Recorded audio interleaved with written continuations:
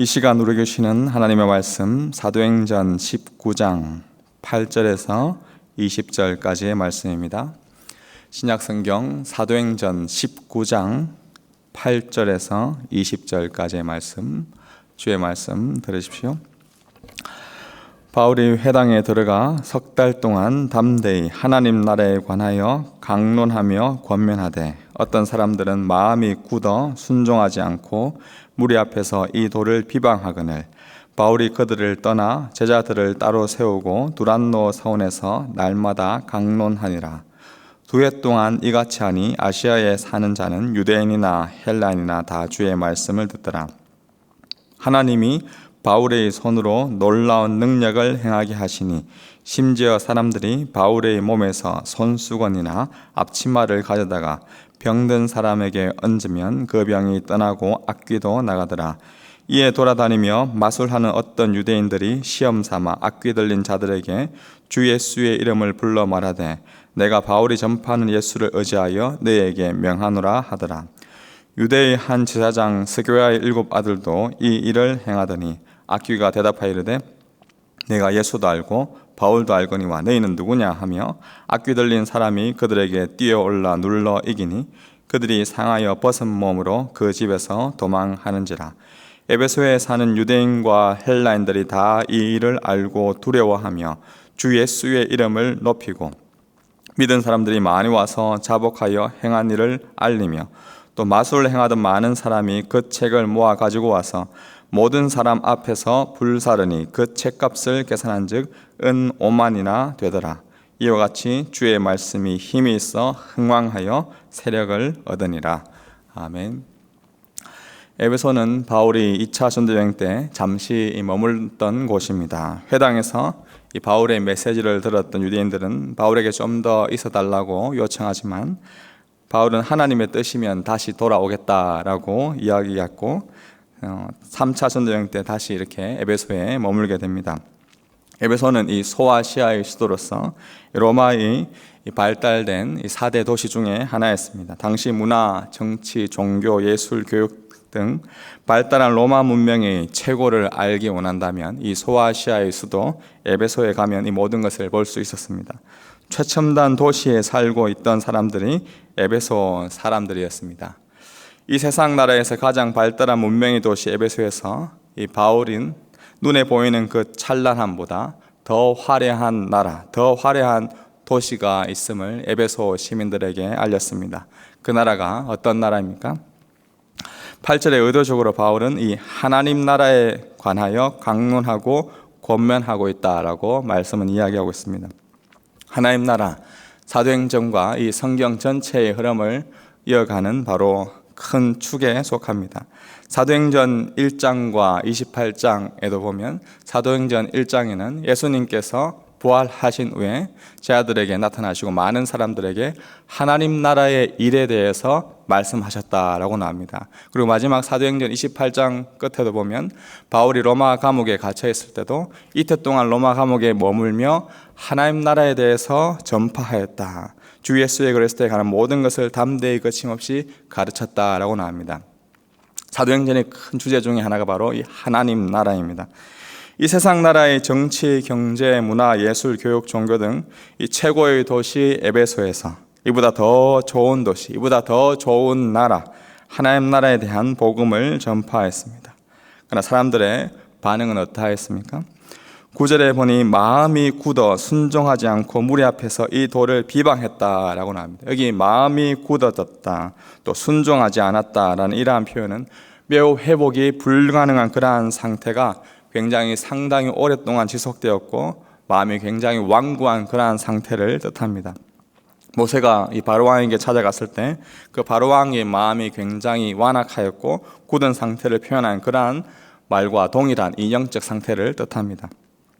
오늘날에도 우리가 조금 그래도 고등교육을 받았다라고 하는 분들이나 나름 정치적으로 선진국에 있는 그러한 분들, 또 문화와 예술이 발달한 도시에 머물며 과학과 의학이 발달한 시대를 살아가고 있는 그러한 사람들의 반응을 보면 하나님 나라에 대해서 굉장히 우습게 여기고 복음을 하찮게 여기는 그러한 경향이 있음을 보게 됩니다. 바울은 에베소의 두란노라는 서원에서 계속해서 하나님 나라의 복음을 전했습니다.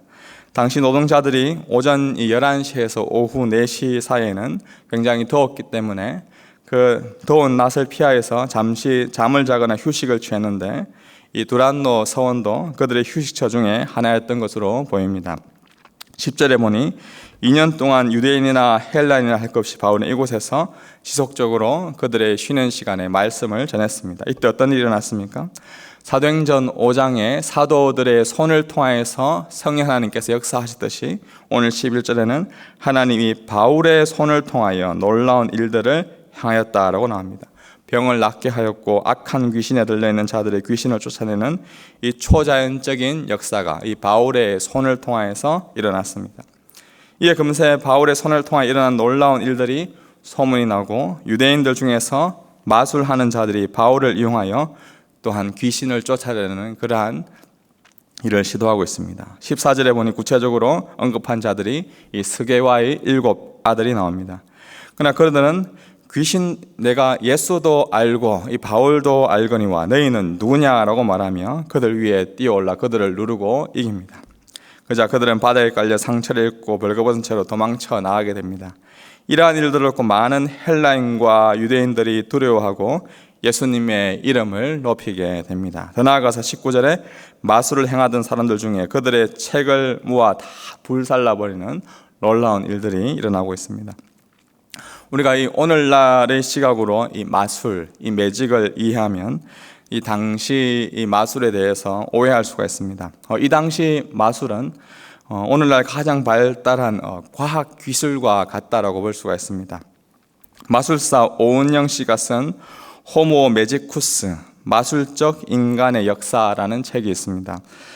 호모 사피엔스, 즉 생각하는 인간처럼 호모 매지쿠스, 즉 인간은 마술을 하는 존재. 특별히 고대 문명에서 마술은 단순히 매직이 아니라 정치, 사회, 경제, 역사, 나아가 인간의 모든 욕망과 얽혀있는 세계에서 가장 오래된 문화 행위 중에 하나가 바로 이 마술이다라고 설명하고 있습니다. 실제로 고대 마술은 단순한 눈속임이 아니라 과학을 활용한 발달된 그러한 기술과도 같았습니다. 영국의 이 사이언스 픽션, SF 소설가 중에 아서 클라크라는 극작가 또 발명가, 미래학자가 있었습니다. 그가 한 유명한 말 중에 고도로 발달한 과학 기술은 이 마법과 구별할 수가 없다라는 그러한 유명한 말을 남겼습니다. 예를 들면 중세 사람들에게는 오늘날의 이 스마트폰을 보여주면서 이 멀리 있는 사람과 우리가 이 실시간으로 영상 통화를 할 수 있다라고 말하면, 또 그것들을 보여주면 그들에게는 분명히 이 마법을 부렸다라고 여길 것입니다. 이 과학의 발달은 과학 원리를 이해하지 못하는 사람들에게는 마술, 마법과도 같은 것입니다. 고대 에베소에서 이 마술을 행하던 자들, 일종의 최고 과학자들이었습니다. 그들이 불태운 이 마술책, 당시 발달한 과학기술, 더불어 인간의 마음을 이해하는 심리학, 또 악한 귀신을 쫓아내는 축기술 등 모든 학문의 꽃이라 할 수 있는 책이었습니다. 그런데 바울이 전하는 이 말씀과 바울의 이 손을 통해 역사하는 놀라운 일들을 보고 그들은 자신들의 학문이 가치 없는 것임을 깨닫고 모든 책들을 다 불태워 버립니다. 오늘 19절 말씀에 그 책들의 값을 계산하니 은 5만이다 라고 나옵니다. 당시 노동자들의 하루 품삯이 은화 한 립이었으니 이 은 5만은 한 사람이 5만 일 동안 일한 노동자의 품삯입니다. 대략 오늘날 이 뉴질랜드 달러로 환산해 보니 한 700만 달러 이상 되는 금액입니다. 한국 돈으로도 50억 이상 되는 엄청난 금액이 이 책값이 다 불태워 버린 것입니다. 이와 같이 주의 말씀이 힘있고 흥하였고 세력을 얻었다라고 오늘 말씀은 마무리되고 있습니다. 2000년 전이나 오늘날이나 사람들은 최첨단 도시에서 고도로 발달된 그러한 문명의 혜택을 받으며 우리가 과학기술이나 의학기술을 발달한 것들을 다 우리가 누리면 완전한 유토피아, 천국을 이룰 것으로 착각하며 살아갑니다. 특별히 오늘날은 과학과 의학기술이 발달하고 모든 병을 치료하는 그러한 기술도 개발되고 늙지도 않고 영원히 행복할 것이라는 그러한 착각을 일으키고도 있습니다. 실상은 어떻습니까?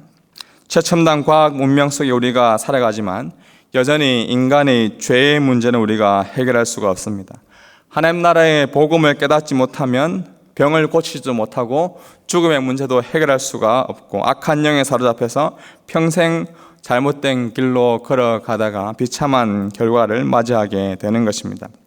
특별히 4차 산업혁명, 즉 로봇공학이나 인공지능, 나노, 생명기술공학, 빅데이터, 3D 프린팅, 유전자 공학 등 오늘날 발달된 과학기술 문명이 우리의 인간의 삶을 좀 더 나은 트랜스 휴머니즘 할 것이다 라고 많은 학자들이 이야기합니다. 세계적으로 유명한 로봇공학자 이 한스 모라벡 교수, 또 컴퓨터 과학자이가 미래학자인 레이 커즈와일, 머지않아 결국 인간은 이 수명의 모든 문제들을 다 한계를 극복할 것이고 이 지능의 한계도 극복할 것이고 육체의 한계도 인공지능과 합하여서 마치 우리가 SF 영화에서 보는 것처럼 어벤져스와 같이 이 모든 사람들이 이제 트랜스 휴머니즘 이룰 것이다 라고 그렇게 이야기들 하곤 합니다. 그러나 분명한 것은 2000년 전 최고의 과학기술인 마술책이 말씀의 능력 앞에서 불살라졌던 것처럼 오늘날의 과학기술, 의학기술도 인간의 근원적인 죄의 문제와 구원의 문제를 해결할 수 없는 이 한계점이 있다라는 것을 우리가 기억해야 할 것입니다. 사랑하는 주의 백성 여러분, 주의 말씀의 능력을 믿으십니까? 더 나은 삶은 의학의 발달로 더 오래 사는 그러한 삶이 아닙니다. 더 나은 삶은 첨단 문명의 혜택을 누리며 좀 더 편안하고 좀 더 안락한 삶을 누리는 것이 더 나은 삶이라 우리가 말할 수는 없습니다. 더 나은 삶은 그 어떤 세상의 과학과 의학과 예술 문화로도 바로 인간의 우리의 근원적인 이 죄의 문제, 이 죽음의 문제를 해결할 수 있는 바로 예수 그리스도, 그분을 아는 것, 그분을 믿는 것, 그것이 바로 더 나은 삶의 출발인 것입니다. 그래서 예수님께서 우리에게 말씀하시기를 영생은 참 하나님을 아는 것과 바로 예수님 그 자신을 아는 것이 바로 영생이다라고 우리에게 말씀해주고 있습니다. 예수님의 십자가 은혜로 의인이 되고 말씀의 능력을 통하여서 세상이 줄 수 없는 참된 평안과 안식을 누리고 말씀이 바로 이 세상에서 채우지 못하는 그 영생의 삶을 누릴 수 있도록 우리가 그 말씀을 통해서 새 힘을 얻는 것, 그것이 바로 가장 더 나은 삶인 것입니다. 그 삶을 오늘도 누리며 그 삶의 은혜들을 우리 삶 가운데 축복 가운데 살아갈 수 있는 모든 주님의 백성 되기를 소망합니다.